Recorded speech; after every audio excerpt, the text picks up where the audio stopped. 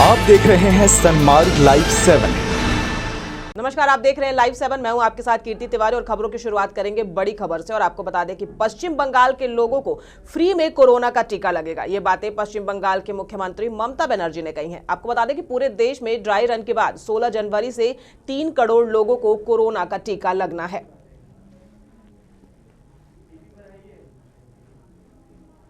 तो सीएम ममता बनर्जी ने ऐलान किया है कि राज्यवासियों को फ्री में कोरोना का टीका लगाया जाएगा।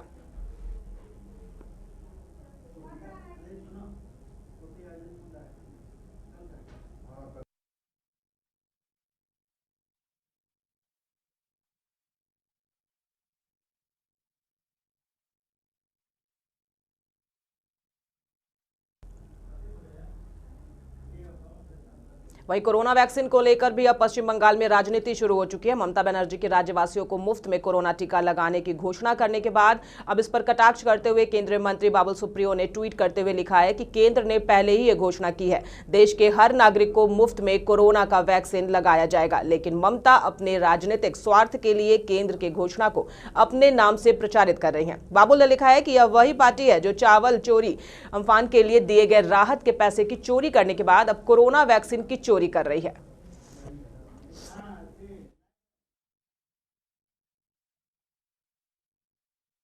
सहयोगी दिलीप गिरी हमारे साथ जुड़ चुके हैं। दिलीप, ममता के बयान के बाद अब राजनीति शुरू हो गई है। ममता ने कहा राज्यवासियों को फ्री में कोरोना का टीका लगेगा, वहीं बाबुल सुप्रियो ने कहा कि केंद्र ने तो पहले ही यह घोषणा कर दी है।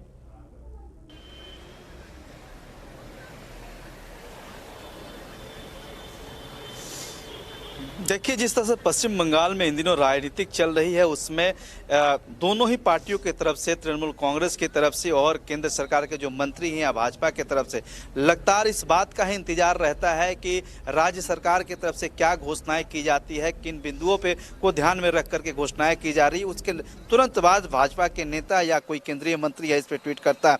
कल जैसे ही ममता बनर्जी ने राज्यवासियों को मुफ्त में कोरोना वैक्सीन की टीका देने की घोषणा की, उसके तुरंत बाद ही आज सुबह अमित मालवीय ने भी इस पर ट्विटर पे अपना ट्वीट किया, जो कि यहाँ पे मीडिया इंचार्ज भी हैं और प्रभारी भी हैं। साथ ही इसके बाद उसको शेयर करते हुए केंद्रीय मंत्री बाबुल सुप्रियो ने भी कटाक्ष करते हुए लिखा कि अब तक जो राज्य सरकार अम्फान के पैसा लोगों का हक मार चुकी है, जो अम्फान राहत पीड़ितों के लिए चावल भेजे गए उसकी चोरी की, ऐसा नहीं हो कि ये वैक्सीन की भी चोरी हो जाए। तो बाबुल सुप्रियो ने कटाक्ष किया है और ट्वीट में लिखा है कि केंद्र सरकार ने पहले ही ये घोषणा की थी कि देश के हर नागरिक को वैक्सीन मुफ्त में दी जाएगी, लेकिन ममता अपने राजनीतिक लाभ के लिए इस तरह की घोषणाएं कर रही हैं। तो आप समझ सकते हैं कि आगामी विधानसभा चुनाव को देखते हुए दोनों ही दलों के तरफ से किस तरह से राजनीतिक बयानबाजियां या एक दूसरे के घोषणाओं पे कटाक्ष किए जा रहे हैं। इसका सहज अंदाजा बाबुल सुप्रियो के इस ट्वीट से और ममता बनर्जी के कोरोना वैक्सीन को लेकर किए गए घोषणा के बाद से है। जी दिलीप, क्या लगता है आपको कि ममता के इस मास्टर स्ट्रोक के पीछे वजह क्या हो सकती है? क्या ममता बीजेपी से डर चुकी हैं?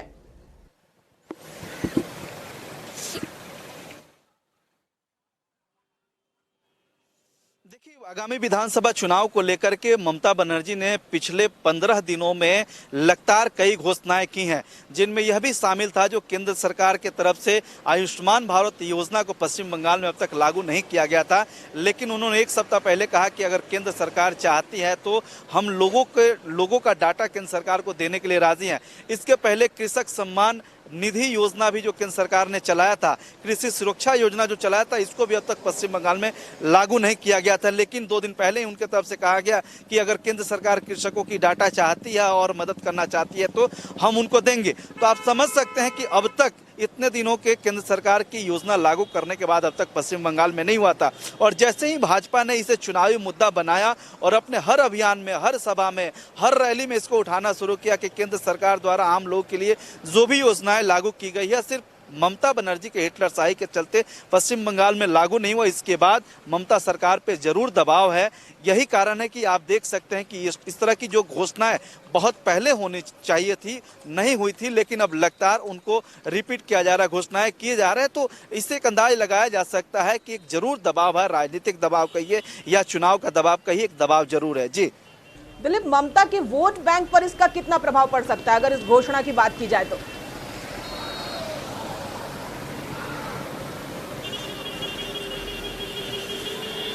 देखिए, एक अहम सवाल है आपके तरफ से और यह अहम मुद्दा भी है कि ठीक अप्रैल और मई में यहाँ विधानसभा चुनाव होने जाने हैं और लंबे समय से तमाम जो जन कल्याण की योजनाएं थी इसको लेकर के पश्चिम बंगाल में राजनीतिक सबसे ऊपर है और चुनाव में यही मुद्दा बनता हुआ दिख रहा है। ऐसे में इसका लाभ ममता बनर्जी को कितना मिलेगा यह कहना मुश्किल है, लेकिन ममता बनर्जी ने एक जरूर एक अच्छा निर्णय लिया है और इसका लाभ ममता बनर्जी को जरूर मिल सकता है, क्योंकि चुनाव के ठीक एन वक्त पहले कुछ दिनों पहले इस तरह की घोषणाएं हैं जब पूरे देश, दुनिया और राज्य के लोग कोरोना से प्रभावित हैं, कोरोना से डरे हुए हैं। ऐसे में चुनाव से ठीक पहले इस तरह की घोषणाएं जरूर हो सकता है कि ममता बनर्जी को लाभ दे, लेकिन यह कहना हमारे तरफ से या हम लोगों की तरफ से जल्दबाजी होगा। लेकिन ममता ने एक जरूर गुगली खेला है कि इससे मतदाताओं को जरूर प्रभावित किया जाए, यहाँ के लोगों को अपने पक्ष में जरूर भुनाया जा सके। तो इस तरह की कोशिश जरूर है। राज्य सरकार के मुख्यमंत्री ममता बनर्जी ने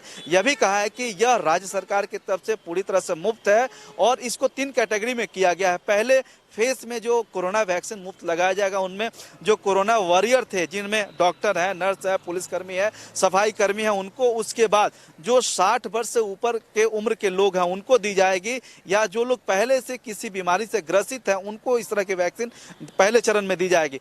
दूसरे चरण में आम लोगों के लिए वैक्सीन उपलब्ध कराई जाएगी और लोगों को दी जाएगी।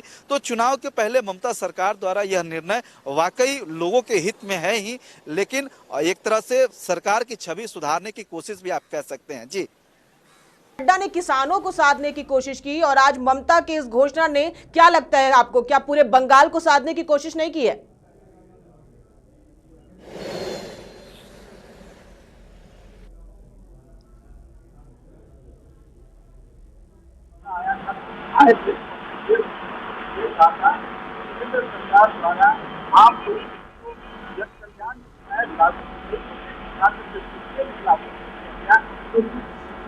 योजनाओं को और कहीं इसका लाभ सरकार किया है, इसलिए ममता नहीं लागू किया। इसके बाद ही अपनी जितनी योजनाएं थी जो अब तक लगभग ममता की पश्चिम बंगाल में सिर्फ इसलिए नहीं लागू योजनाओं को है और कहीं यहाँ नहीं लागू होने दिया। इसके बाद ही अमित शाह के प्रेस कॉन्फ्रेंस के बाद केंद्र की जितनी योजनाएं थी जो अब तक रुकी थी उस पर लगभग ममता की सहमति बनती हुई दिख रही है। साथ ही कल जेपी नड्डा ने अपने संबोधन में यह कहा कि केंद्र ने जितनी योजनाएं चलाई है, चाहे वो जनऔषधि योजना हो या कृषि सुरक्षा योजना हो या इस तरह की तमाम तरह की जो योजनाएं हैं जो अब तक रुकी थी, कि पश्चिम बंगाल सरकार ने उसका सिर्फ नाम बदला है। जैसे जनऔषधि, इस तरह के नामों का परिवर्तन करके ममता बनर्जी ने अपनी सरकार चला रही है। इसके बाद ममता बनर्जी का ये घोषणा एक तरह से राजनीतिक दबाव जरूर है, क्योंकि बीजेपी के जो भी तमाम बड़े नेता या केंद्रीय मंत्री या पश्चिम बंगाल में जो भाजपा के प्रभारी है या स्थानीय नेता जो आ रहे हैं, लगातार अपने चुनाव प्रचार या चुनावी रैली में आप कह सकते हैं लोगों के बीच जा रहे हैं। तो सबसे पहले उनके इस मुद्दे में यही रहता है कि केंद्र ने सभी राज्यों के लिए जन औषधि, जन स्वच्छ योजना जो भी लागू की है उसको पश्चिम बंगाल में क्यों लागू इस बार बंगाल चुनाव में कृषि कानून और साथ ही साथ कोरोना वैक्सीन यानी कोरोना का टीका चुनावी चर्चा का विषय नहीं बन चुका है? जो योजना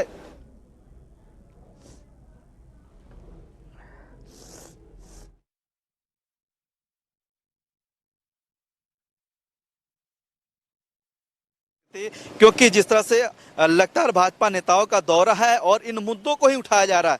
पश्चिम बंगाल में इन दिनों अगर सबसे अधिक प्रचारित कोई मामला है तो कोरोना से संबंधित खबरें हैं, कृषि योजना से संबंधित खबरें हैं, जन औषधि इलाज से संबंधित ही खबरें हैं। यही मुख्य मुद्दा है इन दिनों। तो वैसे में इस बात से इनकार नहीं किया जा सकता कि आगामी विधानसभा चुनाव में यह मुद्दा नहीं बनने जा रहा है। वहीं जैसे ही भाजपा की तरफ से सवाल उठाया जा रहा है, वैसे ही राज्य सरकार की तरफ से इस तरह की जन कल्याण योजनाएं घोषित की जा रही है। तो इससे आप अंदाजा लगा सकते हैं कि आगामी विधानसभा चुनाव को लेकर के कितनी टशन स्थिति है। जब एक सवाल उठाता है तो दूसरे दिन ही सरकार की तरफ से इस तरह की योजनाओं की घोषणा की जाती है। तो इसका सीधा सा दबाव है, राजनीतिक दबाव है, आगामी चुनाव को देखते हुए दबाव है। यह क्लियर है, इसमें कहीं कोई संशय और संदेह नहीं है। तमाम जानकारी के लिए आपका बहुत बहुत धन्यवाद। तो आपको बता दें कि पश्चिम बंगाल के मुख्यमंत्री ममता बनर्जी ने ऐलान किया है कि राज्यवासियों को मुफ्त में कोरोना का टीका लगाया जाएगा। वहीं अब इस बयान पर जो है वो राजनीति शुरू हो गई है। बाबुल सुप्रियो ने कहा है कि यह घोषणा तो केंद्र सरकार ने पहले ही कर दी थी।